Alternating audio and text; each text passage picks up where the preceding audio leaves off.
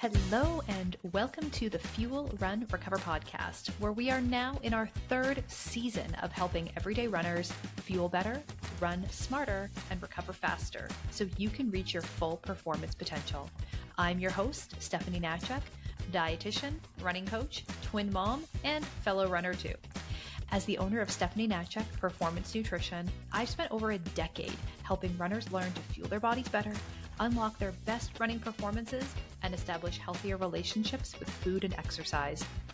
This podcast is all about helping you become the very best runner you can be by teaching you the running-specific nutrition, training, and recovery strategies that you need to reach all your wildest health, fitness, and running goals. If you're ready to reconnect with your love of running, join me each week as I share my best advice, interview guest experts, and talk to everyday runners who are conquering their goals by tapping into the power of performance nutrition, with a side of some myth busting too. And if you're looking for even more tips, resources, and strategies for runners, you can find me on Instagram at Steph the Runner's Dietitian or by visiting www.stephanienatchuk.com.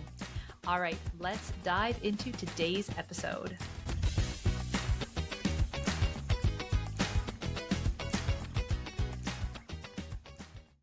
Start today's episode, I just want to really quickly invite you to download my free fueling guide and strength training guides for runners. Currently available as a handy little bundle for you all in one at the link in the show notes. So just to give you more information, in this free fueling guide, you're going to find my top fueling tips for runners. As well, in there, I've put together some meal ideas and even a couple of recipes for your pre and post run fuel. We've also got some suggestions for what to fuel with during your run to make sure that you just have the best overall performance possible. If you've really been struggling to understand what to eat, when, where to start when it comes to supporting your running with better nutrition, this guide is here to help you kickstart your running journey.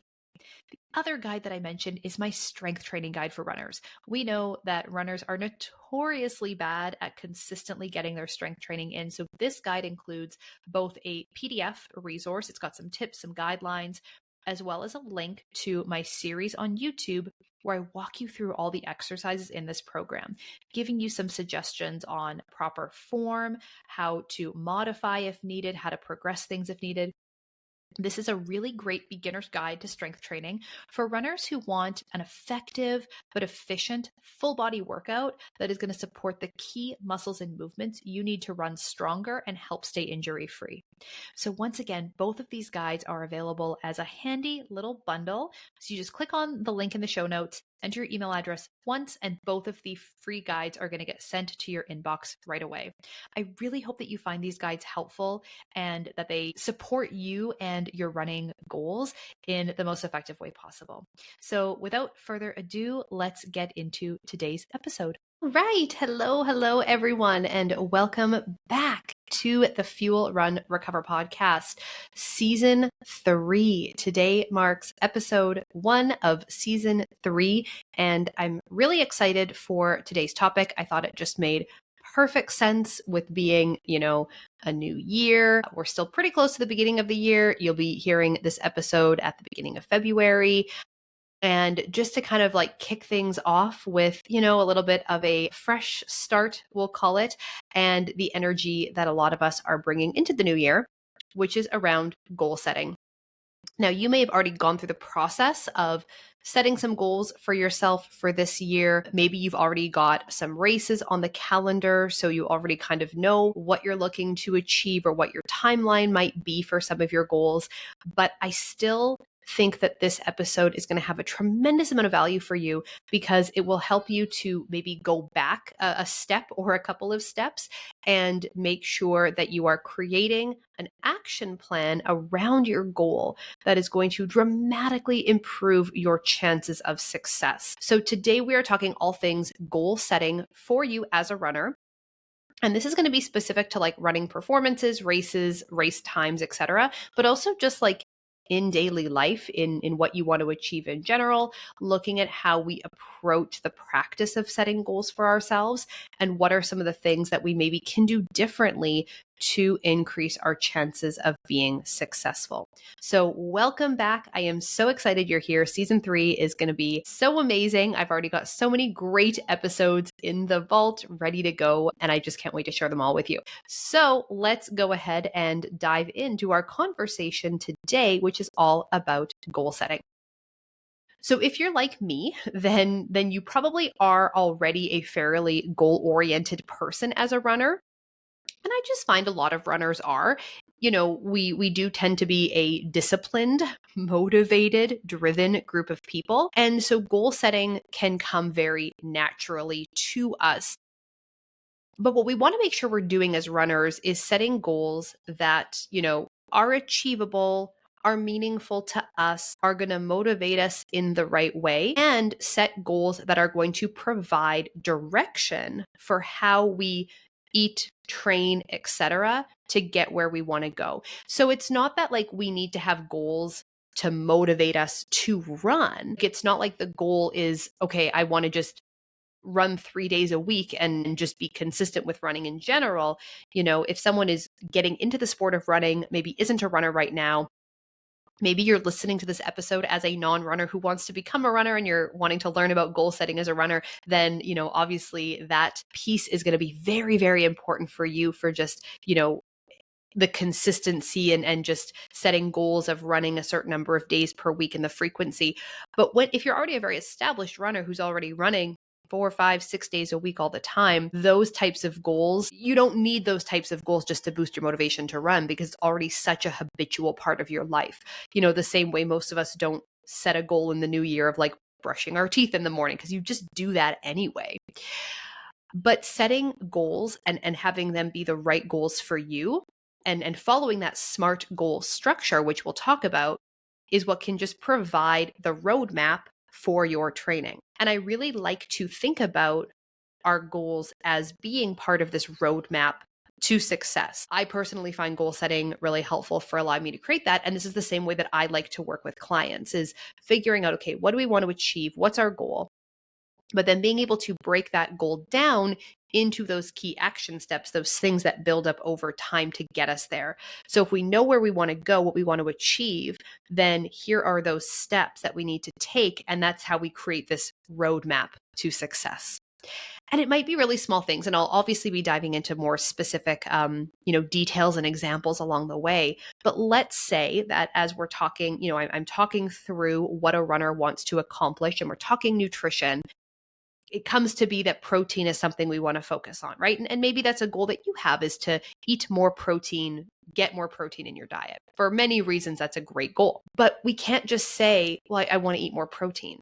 I want to get in more protein in my diet. Like, that's the starting point. We have to break it down, have to have that roadmap created to tell us exactly what we're going to do to make it happen. And there's a lot of steps that can go into it, right? Like, it's how many grams a day of protein are we aiming for? How many grams of protein do we need to be getting in at each meal and snack? And then what do we have in the house for groceries? What foods do we like? In what proportions do we need to eat them? How often do we need to go shopping to make sure we have this stuff available? What's the prep time for some of these foods? And can we fit that into our schedule? And I know that I'm not trying to like burden you or overwhelm you with like all of this stuff. But what I find can really hold a lot of people back is they're great at setting goals, but it's those next steps of breaking it down into those, not just action steps of like, okay, I'm going to eat more protein at breakfast, lunch, and supper, but like how, what, when, the groceries, like there's a lot of stuff that goes on to make it happen. And like, this is the difference between being successful and staying stuck. So we have to go really, really deep sometimes beyond just the surface level of setting the goal, even if it is a good goal, but to break it down and go much deeper with those daily actions. And so, sometimes I like to think of myself as just a problem solver. So much of my role as a coach, as a dietitian, is just helping people to solve those problems. We know what we want to do, right? It's not hard to think about the runner we want to be, the person we want to be, the things we want to accomplish in life. But oftentimes we get stuck with, how do we break that down? What do I need to do today, this week, this month, in order to get where I want to go. And that's really the value of goal setting in the right way, and goal setting, going deeper with our goal setting so that we can have that roadmap and those really clear actions. And then it's just a matter of making sure that we are putting the time in to do the things consistently to get there.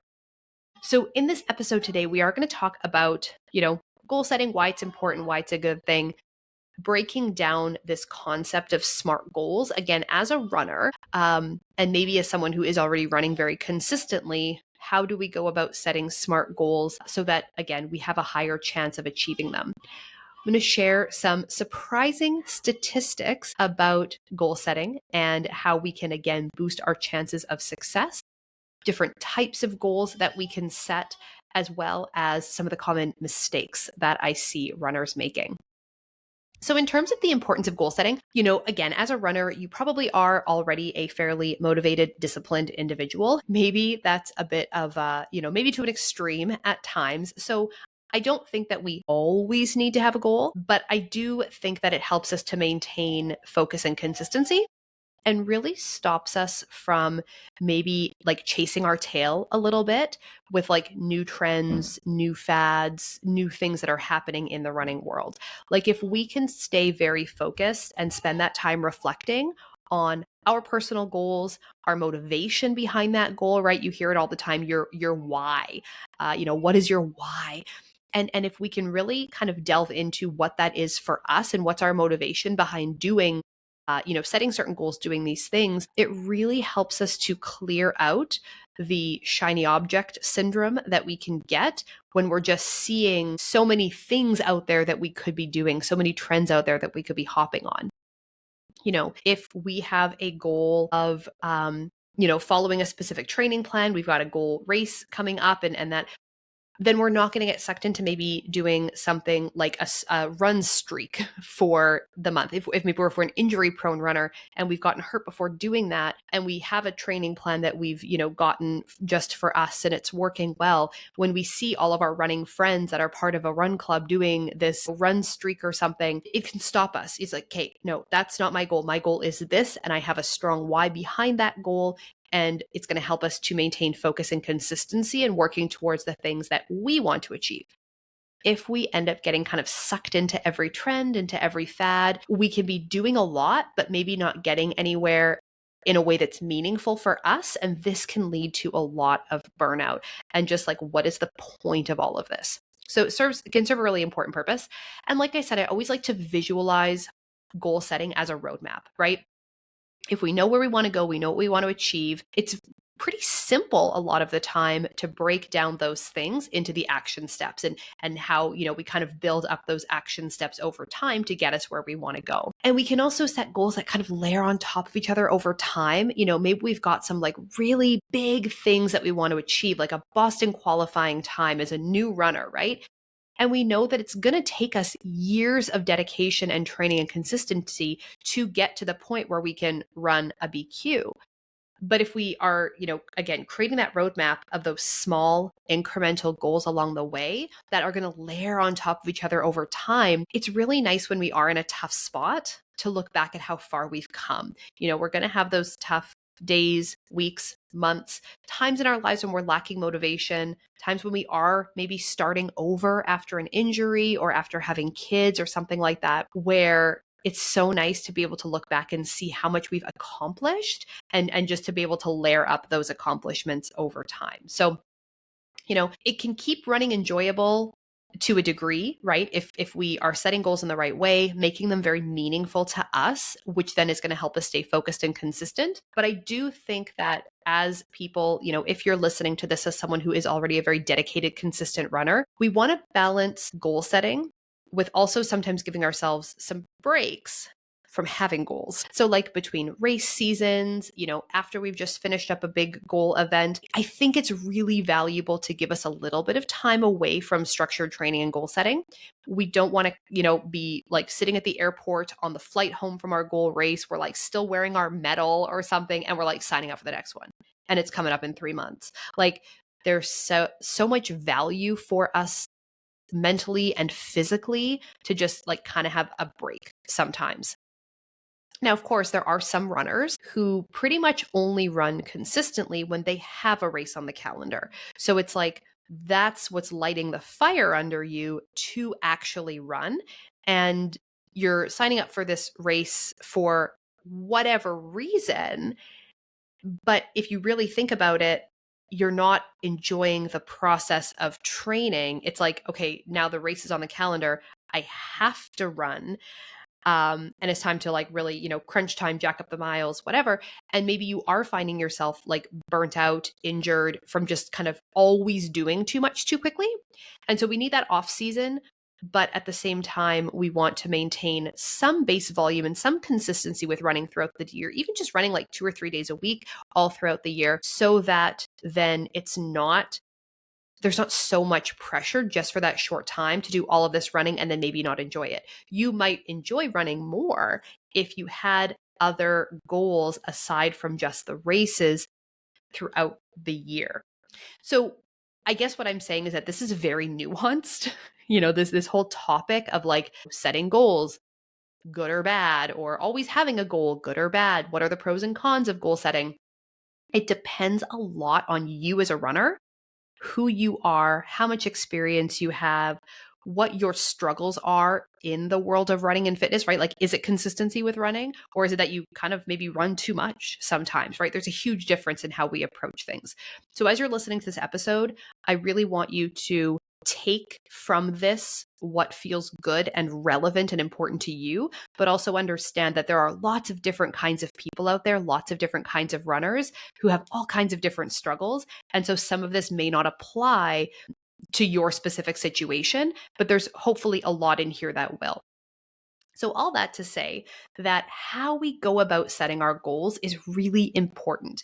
And, if you've been through probably elementary school, then you're probably familiar with the concept of SMART goals.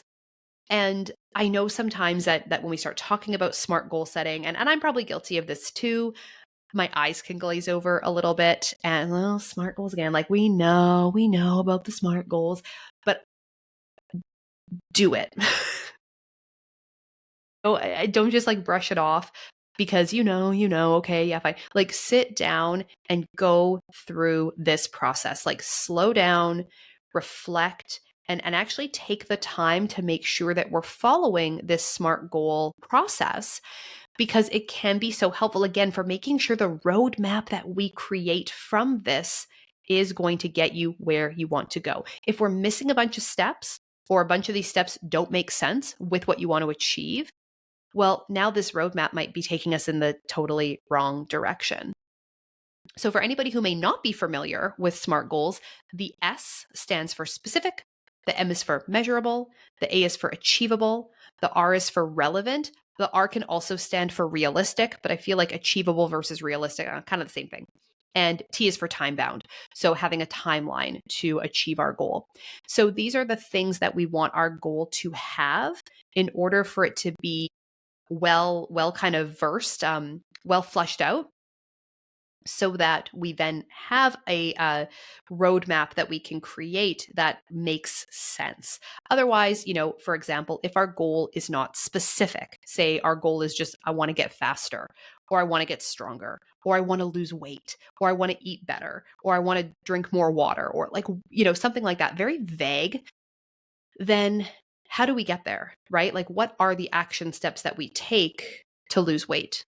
Like, what are the action steps that we take to run faster? And so by getting really specific and very clear with our goals and very detailed with it, now it's like, oh, okay, well, now it makes sense. The next steps are going to make a lot more sense. So the M, like I said, stands for measurable. And this is the thing that is so important. Like, I cannot stress enough the importance of this piece of it, is how are we going to track our progress?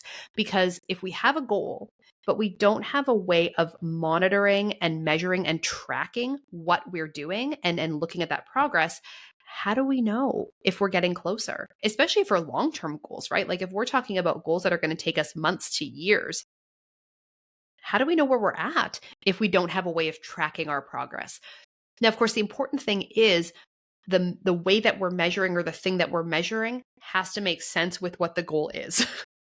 So like, for example, if you want to get stronger and faster as a runner, but you're using your weight as one of your measurement tools, well, that doesn't make sense, right? Your weight is not tied to strong or fast. Those two things are not connected, not correlated. Now, if your goal is to change your body composition, measuring your body composition versus your weight, well, that might be something that makes sense. But if we are, having measurements as part of this equation that don't make sense with what the goal is, again, we're going to just stay stuck, right? We're going to be frustrated. We're getting on the scale. Maybe things are changing. Maybe they aren't. Maybe they're going up. Maybe they're going down. But how is that correlating to our performance, right? We need other measurements or we need a different goal. And so, having ways to track our consistency with running, the weight we're lifting at the gym, maybe things like changes in body composition. We're looking at like waist circumference or, doing a body composition analysis, tracking what we're eating, tracking our fluid intake, whatever it might be, but having ways of monitoring and measuring and making sure that they are appropriate for the goal. And then achievable, right? Like we want our goals to challenge us and we want our goals to be something that we need to like work for. We don't want to set a goal like, okay, you're somebody who runs, you already run 30 miles a week. Don't set a goal of like, oh, I want to run 5K. Well, like, no, because you could do that with your eyes closed, like you just wake up and run 5K. We want it to be something we have to strive for, but it still should be within reach within the timeline that we're creating. So I think it's wonderful to set long-term goals, right? Things that are years down the road. I don't know if I would say we need to be thinking like decades ahead. I think years ahead is probably good enough. If you have a total like 20-year plan for your life, and that's great, but just know that it's probably going to change a lot over the next 20 years. But we sometimes, we can set that like very long-term, big, audacious goal. But also then in the short term, we need to like make sure that we have a reasonable timeline and break things down to other smaller goals along the way that are going to add up. So like if you're a brand new runner, you've never run a marathon before, achievable goal for this training cycle might not be a Boston qualifying time, right? Now, maybe for some people that are just very blessed as runners could pick up and, they have the genetics that will allow them to do that within the first 6 months that they start running. But I mean, we have to understand that that is like the less than 1%. That is not going to be the majority of people. Most people are going to need to work extremely hard and train for years in order to build up their fitness and their endurance over time to achieve that BQ time. So if you are just getting into running and you're just starting out with this sport, we want to see goals that are achievable, within the next like 6 months to 12 months. And then we kind of build on things from there. Again, this is why goals that kind of layer on each other all the time are so great because, like have a BQ as one of your big picture goals. I mean, fantastic, right? If that's something that is meaningful and personal to you and you have a strong why behind it. Now, if you don't, and you don't care at all about ever running the Boston Marathon, it's not something that you ever want to see yourself wanting to do, then don't set that goal, right? Just because you see other people doing it or that it's something that's talked about so much in running groups does not mean that that has to be something that you care about or that you want to achieve. It is totally fine to never run a marathon, to never run a world major, and to not really pay that much attention to the people that are. Totally valid. So again, just looking at goals that are a challenge, a stretch, something you have to work for, but still achievable if you follow the steps in the roadmap. Like if you create this roadmap and you do all the things, will they get you to the goal or not, right? Like if that goal is just too far down the line, following those steps perfectly for the next 6-12 months wouldn't even get you there. That makes sense? Now, of course, the next step is the relevancy. And you always have to ask yourself when you're feeling the pull, feeling that drive to set a goal, does this goal align with my personal running journey? It has to feel meaningful for you and important to you and fit into your overall running lifestyle, priorities, right? I don't want you to feel pressured to hop on each fitness bandwagon you see, right? And I think this is really hard with social media because, the bigger, crazier, audacious things that you do, or the more races you run, the more attention you're getting online.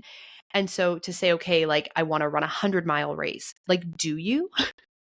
Or do you just see people doing this and you feel like you should want to do that too? Or running a world major. Do you want to do this? Do you want to be a 6 or now 7-star finisher?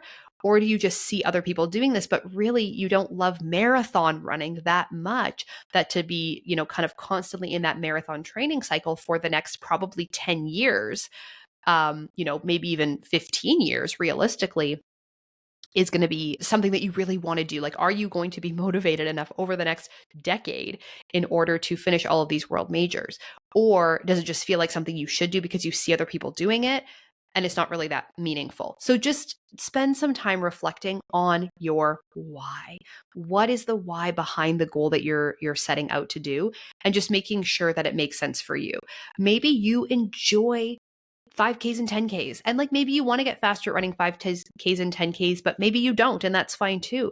Maybe your goal is to support more charitable organizations by running more of these like smaller charity 5 and 10Ks because you enjoy the shorter races, you like training for the shorter races, and you like your running to contribute to something more often throughout the year than maybe just having it all be one marathon, right?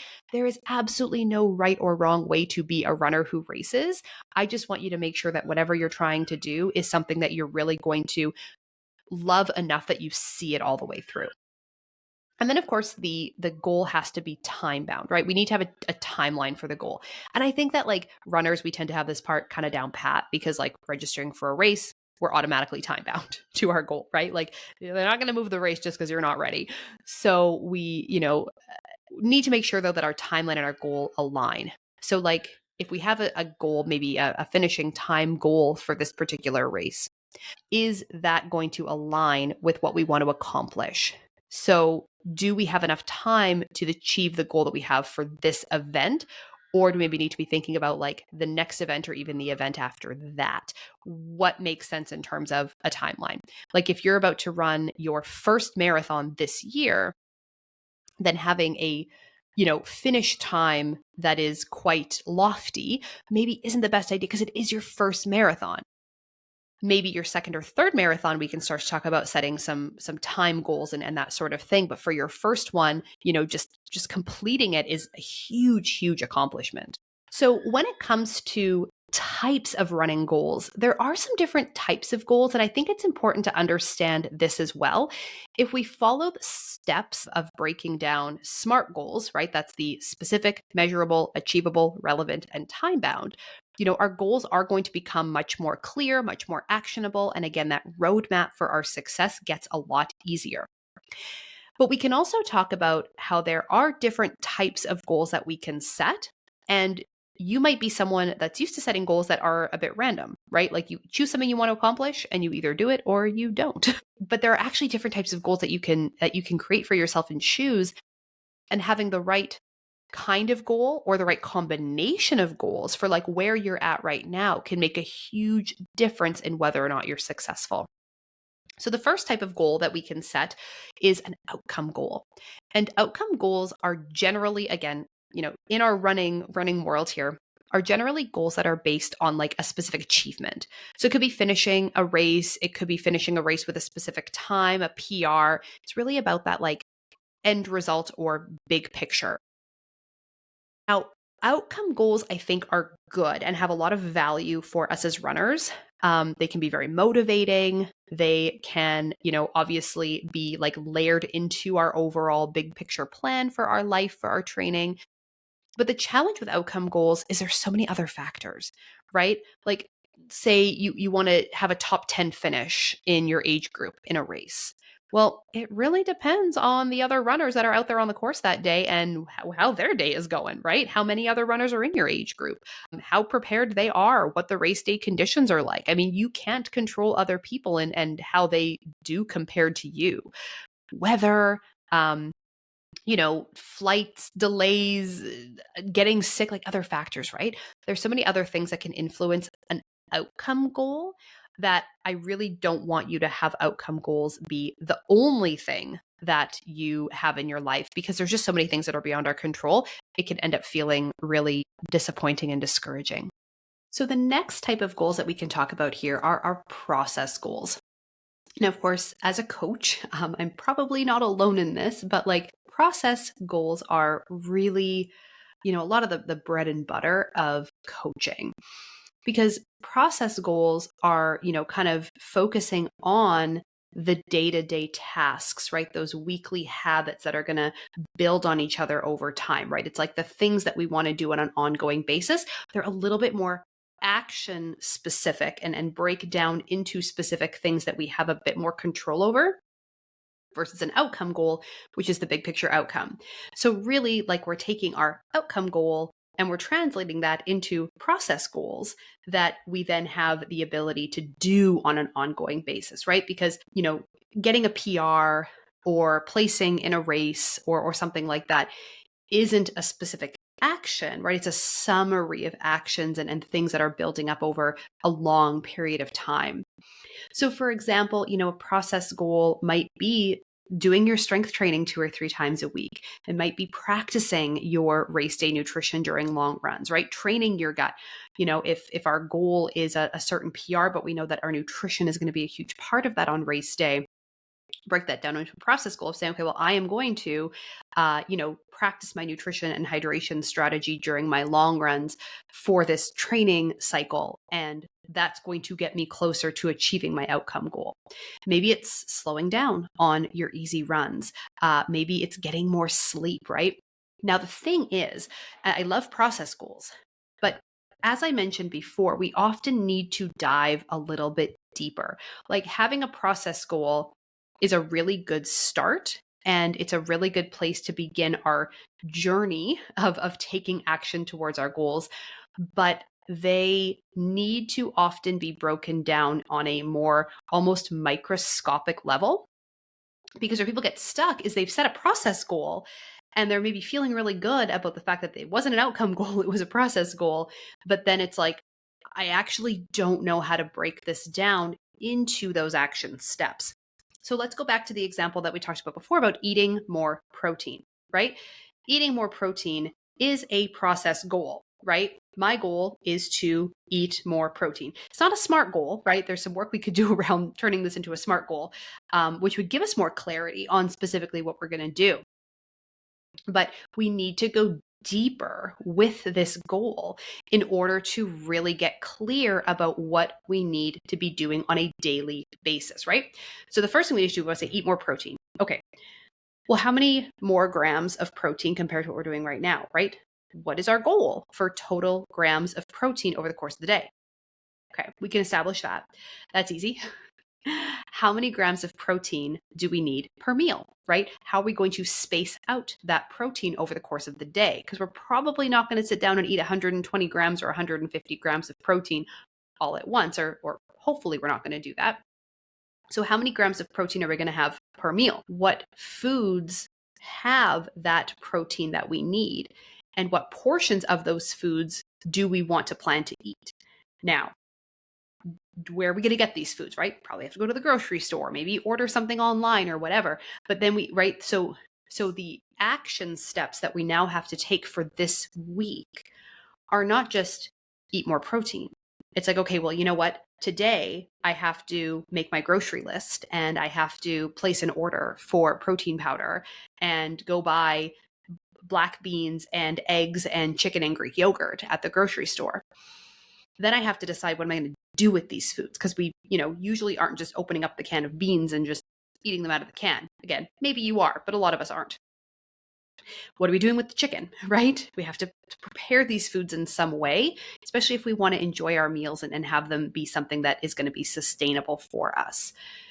So it might be a matter of, okay, maybe on Monday, before I make my grocery list, I'm going to find some new recipes or find some recipe ideas of things that I can make with these foods. Or maybe I'm going to look up some meal ideas that have 30 grams of protein in them, right? that's an action step that we can take. Like that's a thing that we can check off our to-do list rather than it just being, I'm going to eat more protein today. So you can see how we have to go deeper. We have to go deeper. We have to go deeper, even to the point where I would say to a client, okay, we are going to, sit down on a Sunday and you're going to plan out your meals for the week. Or maybe we're doing this in a session together, actually planning out those meals, but we're going to make this plan. We have to schedule in the time to make the plan. So now we have to mark it in our calendar, maybe set a reminder in our phone to say, okay, at 10 a.m. on Sunday morning, I know that I'll have some downtime. So I'm going to schedule that in as my time to do this task. If we don't have those reminders, those check-ins, those things that are going to help to get us to do the thing in the moment, we're very liable to forget, especially when it's a new habit we've never done before. So as you can see, there's a lot of steps here, a lot of things that go into us actually reaching our goal, but this is how we can be successful, right? It's not just setting a goal and then never really achieving it because we don't have clarity about what we need to do to achieve the goal, but to break it down into these like microscopic little actions that seem, if you're on the other side of it and you've been doing this for a long time with, say, nutrition or anything training related, it can seem almost like obvious, but when it's a new habit or a new thing that you're embarking on, I really don't think it is. There's so many people who just don't have any exposure to the process of meal planning or the process of planning their nutrition in this way. So I hope that helps. I'm a very big fan of process goals. I think they're great, but I also think that we often need to go deeper and break that goal down into like the microscopic things that we're going to do on a daily basis and schedule them in. When are we going to do it? Do we have enough time to do it? How can we fit it into our busy days? Because then it's a priority and then we're much more likely to actually do the thing. And of course, learn how to do it consistently. And over time, the first time you sit down to make your meal plan and get some new recipes and do all this work, yeah, it might take you 45 minutes or an hour, right? Like it might. But trust me that in 3 months, this is going to take you 10 minutes. Like you could do this in your sleep after a little bit of time of practicing. It's like any new skill we have to learn. It's tough in the beginning and it feels really hard in the beginning, but it is doable with just practice and experience. I do not spend 45 minutes or an hour planning my meals for the week at this point in my life, right? Again, it's something that I can do in my sleep. I can even do this when I'm already at the grocery store. I just need a pen and a piece of paper and I can quickly jot, we're going to have this, this, this, and this. I know what I'm having for breakfast. I got my kind of standard go-tos. It doesn't need to be that difficult, but there is a bit of a learning curve that can be attached to it. I am planning on doing a deeper dive on meal planning and just the process of meal planning and how to get good at meal planning in an upcoming episode. So if this is sort of piquing your interest or maybe terrifying you a little bit, whatever feelings you're having about this conversation around protein and planning around meals, if you've got some questions or some things that you want me to talk about, or if this is an interesting topic for you, then let me know. You can connect with me on Instagram at Steph the Runner's Dietitian. You can send me an email. I think you can even comment on Spotify and leave comments. If you can leave comments on other platform providers, I don't know if I see those. So if you have commented or something and I haven't gotten back to you, then I'm sorry, I may not have seen the comment. But anyway, let me know because I think that this is something that obviously as a dietitian, I do a ton of work around this with my clients. And I think there's a lot of value in just like learning how to go about the process of meal planning. There's something to be said for having a meal plan given to you, but I also think it's a skill that as adults who feed ourselves, we really need to have down pat. Okay, so off my soapbox, the next type of goal is a performance goal. And performance goals are very similar to outcome goals, except they tend to be a little bit more focused on like us and sort of our performance or our personal bests, etc., rather than it being like, placing in a race or, something of that nature. So performance goals and outcome goals can be very sort of similar. But of course, the performance goal doesn't need to be based on a specific outcome like a race. So it could be, challenging yourself to run a certain weekly mileage. It could be running certain times, not necessarily in a race, but just in like a time trial.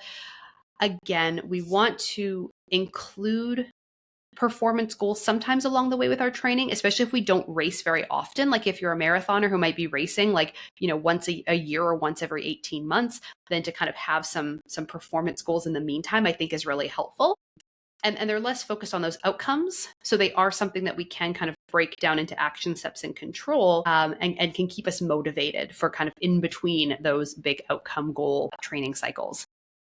And then, of course, we have goals that we can set as runners that are really not related to any of these three specific things. Like we can get away from, and I guess maybe some of these would be considered process goals, but we can sort of get away from needing to always have like something specific that we're striving for. We can really flip the script and remove the focus from like performances or race times or things like that entirely. And I like these type of just non-time based goals or just sort of I don't know, more general types of goals. We can still set them as a SMART goal, but we can do these sort of in the off season. They can kind of keep us motivated and kind of have something that we're still like working towards, which I know is really important for us runners who, love to be so disciplined and motivated. But it might be something like challenging yourself to run without your watch.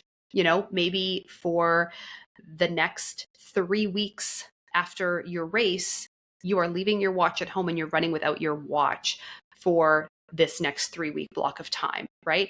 That is something totally different, totally new that maybe you've never experienced before. Maybe it might be getting out and running with a new group, right? Maybe it's finding a new running group to run with, or, something like that. That's just very good for us in a different way. If you're always somebody who's chasing the outcome goals, if you're finding that you tend to get yourself into like burnout, overtraining and stuff like that, but you still want to have something that you're striving for, then, these types of goals are great and really good to find ways to kind of continue without all of that extra pressure.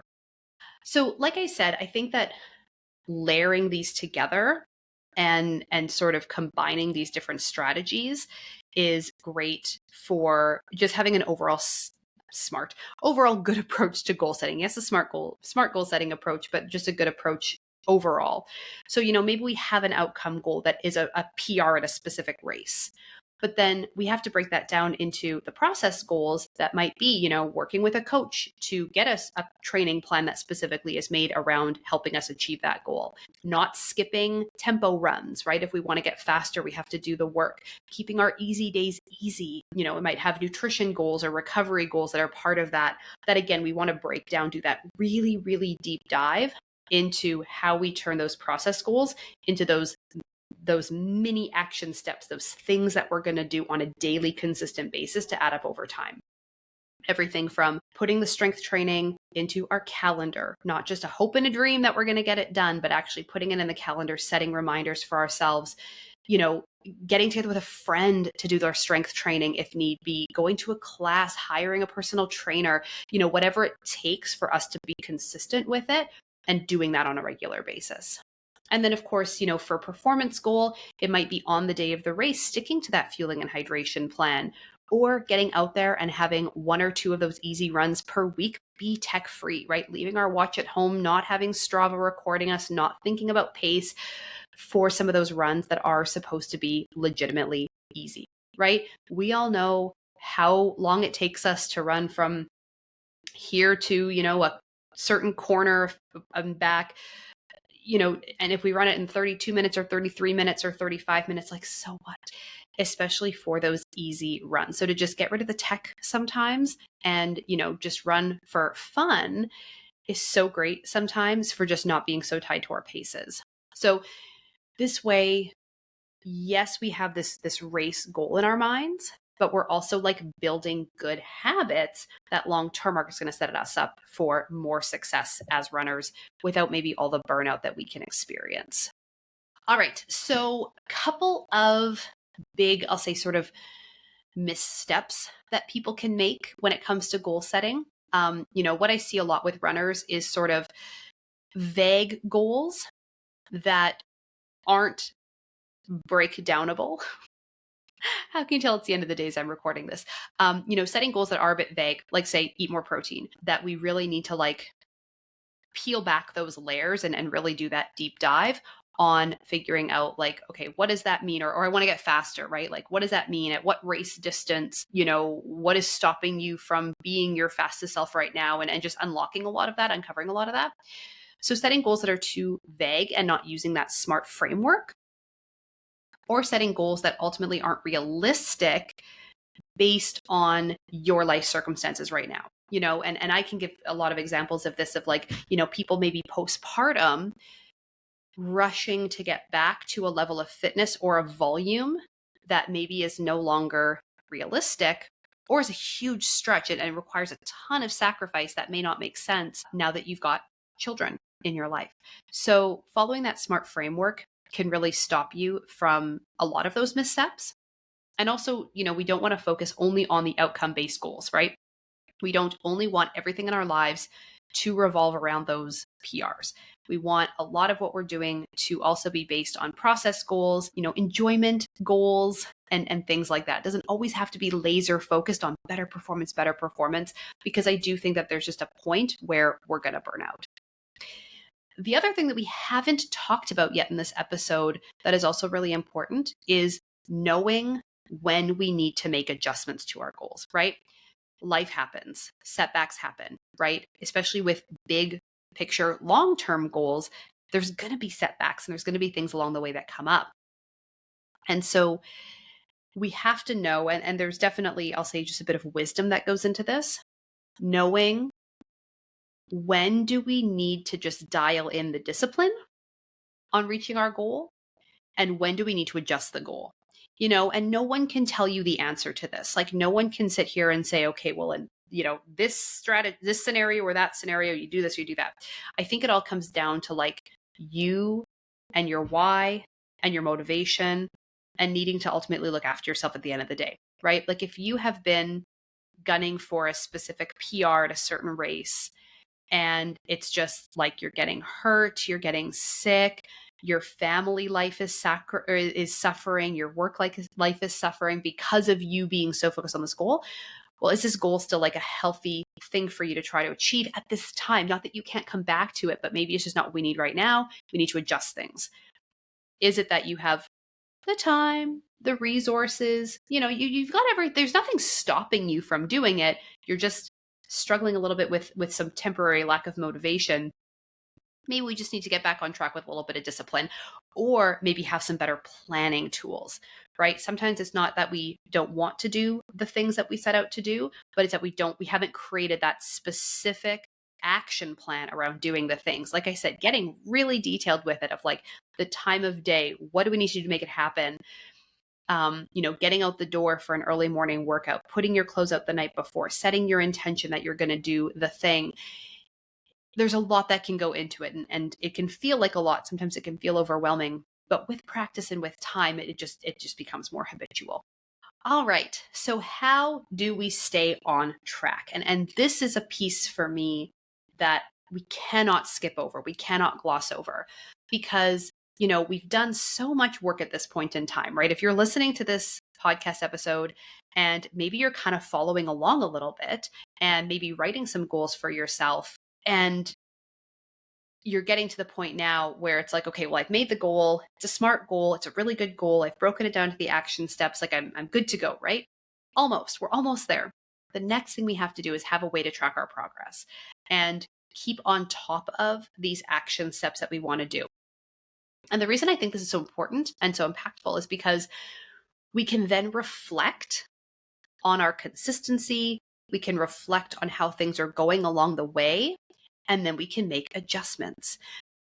If we're tracking just to track, we're not using the data and reflecting on it and learning from it, then it's not a good use of our time. But I think we should, right? Whether it's our training, maybe it's our recovery, our sleep, our food, whatever it is. You don't have to track all the things. And I actually don't think you should track all the things all the time. But whatever we're focused on for this goal, some component of tracking is great if we use the data to reflect and make changes. Tracking just to track, not helpful. It's a waste of time. But using it and helping that fuel our choices and look at our consistency, Then if we reach the goal or if we don't in the timeline that we created, we can look and say, well, was the problem consistency? Or is the problem consistency? Or is it that the plan was not the right plan? And it really, really can give us some good detail there. In terms of helping us stay on track, there are some other things that we can do. So like having some place that we're keeping this information and having some place, a lot of us use like training apps and stuff, which is great because it collects a lot of the data for us. But even just little things, little things like writing down your goals. People who write down their goals are between 33 and 42% more likely to achieve those goals than people who don't. So if you set a goal and you just like have it in your head and it's just kind of bouncing around in your brain, you're probably going to forget about it before you like go through this whole process that I've talked about of, starting at setting that goal and then creating that roadmap with those action steps and all of that, right? If you're just doing that first part of just like having a goal in your head, it's not going to be in there long enough for you to actually break it down and achieve it. So we need to go further and actually have a place where we're writing this stuff down and going through that process of setting that SMART goal. The second thing we have to do is develop an action plan, right? People who have an action plan, a detailed action plan, increase the chances of their success with a goal by 50%. You are dramatically more likely to achieve that goal if you develop an action plan around it. And sharing that goal with others, right? The other really important, helpful thing that we can do is talk about our goals with other people. Committing to someone else that you are going to pursue this goal increases the likelihood of achievement to 65%. That's huge, right? Now imagine you doing all these things, writing it down, making the action plan, telling people what you're going to do. All of these things are so valuable when it comes to achieving what we set out to do. And the other reason that I think it can be so helpful is because it also increases the places that we can get support. Because having regular check-ins and having accountability with people, right? Appointments and plans to sit down and have that accountability actually increases your chances of success with your goal to 95%. So to be collecting that data, collecting that information, sitting down with someone to reflect on how things are going, right? Accountability check-ins. And then making that action plan, right? What's going well? What isn't going well? How do we move forward from here? What's our action plan for the coming week? Dramatically increases our chances of success. So is it a ton of work to achieve your goals? Yeah, it can be. But I want to help you make it easier. And so if you are looking for some help with any aspects of this, whether it's the goal setting, whether it's, the writing it down, creating an action plan, having the regular check-in, these are the kind of things that we do with my programs for runners. So one-on-one coaching with me, of course, we are having those regular check-ins. We've got a training plan. We've got a nutrition plan. All of these tools that you need to be successful are part of it, as well as within the Fuel Train Recover Club, we've got opportunities for sharing our goals with others. We've got help with creating those action plans, writing down our goals, having that regular accountability and check-ins with me. All of these things are available to you if that is where you find that you're struggling. So, I want you to understand and kind of be aware of some of these stats because to me, they were very surprising. Like the first time that I heard how much this increases our chances of success, I was honestly blown away because I would never have thought that having, something simple like an accountability check-in really does make all the difference. But it can. And I think it does have to come, though, from a place where you're also getting some feedback and some guidance, some help if you are getting stuck. Because if we're accountable, but we're not doing the thing, like, we need to, again, break it down into those action steps and dive really deep on having that roadmap. It also allows us to celebrate those small wins along the way, right? Like having a successful week of training, a successful week of eating, even a successful day of eating or training, right? Doing those small things along the way, I just really think is so important for helping us to stay motivated and continue to maximize our chances of success. It also allows us, a place and kind of a sounding board to adjust when goals need to be adjusted. Having that external person who can kind of say, oh yeah, you know what, like you're probably right, or this is what we should consider. And again, just getting some coaching and some guidance. So that is it for today's episode, all about goal setting. It's a bit of a doozy to kind of kick things off with season 3. I am really glad that you have stuck with me through this episode and made it to the end. I think it's a really important one. I think we covered a lot of like really great stuff here about, different types of goals, how to set goals properly, the importance of goals, and all of that stuff that goes into it. So I hope that you can use this to sit down and get really clear on what you want to achieve with your running this year, whatever that might be. I would love for you to practice, set one smart running goal for this week and go out there and share it with the world. If you're going to share it on your social media, I would love for you to tag me in your post or send me a DM with what your goal is. You can find me on Instagram at Steph the Runner's Dietitian. And let's all get together and set some goals for this year in a smart way and make sure that we take the steps to achieve it. So once again, thank you so much for listening to this week's episode. I so appreciate you being here and joining me as we come back for season 3. I'm so excited for what we have planned this year on the Fuel, Run, Recover podcast. And we will see you right back here for next week's episode. Bye for now.